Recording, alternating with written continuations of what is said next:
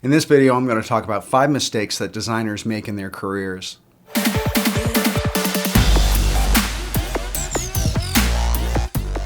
So I've had a long career as a creative director and a design executive, and I've made just about every mistake there is in a design career. And because I've gone through a lot of them, I want to share some of them with you, so hopefully you don't make the same mistakes, or if you do, that you can progress through them and move your career forward faster.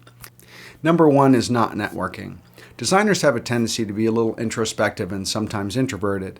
So they generally don't put as much effort into networking as they probably should. New clients in your career are generally going to come from word of mouth, or they're going to come from connections or people that you know from either the job you're in or people who've moved on to other companies, and they'll eventually come back to you and want to work with you again. So making sure that you meet, you connect with, and that you keep in touch with people who you work with, and also every single client that you come in contact with, is absolutely critical. You want to make sure that you you use LinkedIn, number 1, and that you connect with just about everybody in your company, whether it's in the design department or whether it's cross-functionally, because you never know where work is going to come from or referrals are going to come from. And also, you want to join professional organizations. So organizations like the AIGA or art directors clubs in cities all over the country. Make sure that you're joining professional organizations. Invest in going to conferences. And you notice I say invest because it's not really spending money. What you're doing is that you're investing in your career, and you're investing in the longevity of your career. So conferences like the AIGA conferences, or Fuse, or Now, or South by Southwest, or 99U. There are tons of design conferences out there. They're not terribly expensive. Some of them may be actually just in your town. So make sure that you invest in going to conferences. Number 2 is following rules. A lot of designers go to school, and in design school you learn a lot of rules. And when people get out, they have a tendency to be a little hesitant to do things differently than they've been taught. And my advice to you is make sure that you're breaking rules as often as possible, because rule breaking is what brings on innovation. And when it comes down to it, there are no design police. And what's the worst that can happen? I mean, you may get a little criticism, or someone may not like what you did, but chances are you're not going to lose your job. You're not going to lose a client. So breaking rules and taking chances is another great way to advance your career. Number 3 is being generalist.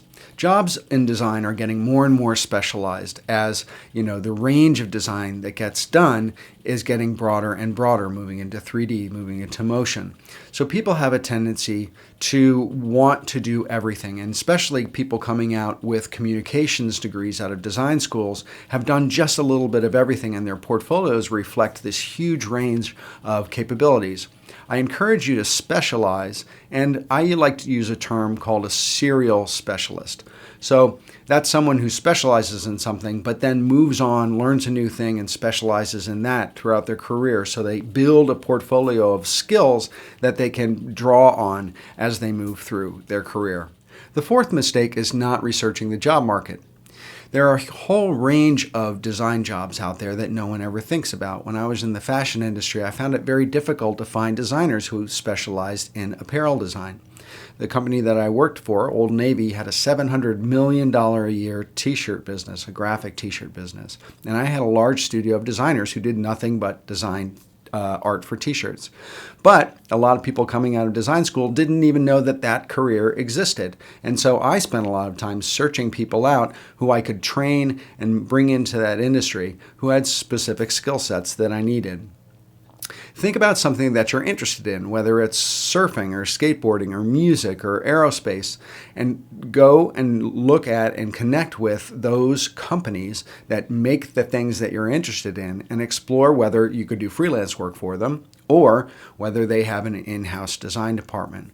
You will find that there's a much broader range of places that designers can work than there ever have been, and maybe a lot that you haven't even thought of.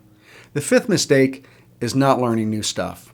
Now, I know earlier I said specialize, but really what you want to do is you want to go deep at first and broaden over time. So, a lot of people get out of school and they know the big 3, right? Adobe Illustrator, Photoshop, and InDesign, and they don't go broader than that.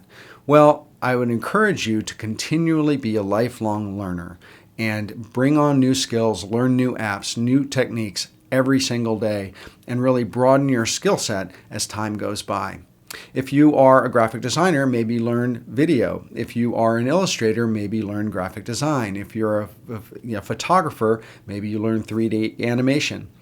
Make sure that you're continuing to learn, continuing to explore, because it's inspirational and it's going to keep your creative juices flowing. I mean, look at me. I'm an older guy, and last year I started my YouTube channel and I learned video editing. So it's never too late to learn something new. I hope you enjoyed this video, and if you did, please hit subscribe below so you can see my videos when they come out. And in the description, there's a link to Brand Muse. It's my newsletter. It comes out every 2 weeks, and I share an insight, resources, articles, books on graphic design and entrepreneurship, and I know you'll enjoy it. So make sure that you subscribe. And with that, thanks again for watching. Bye for now.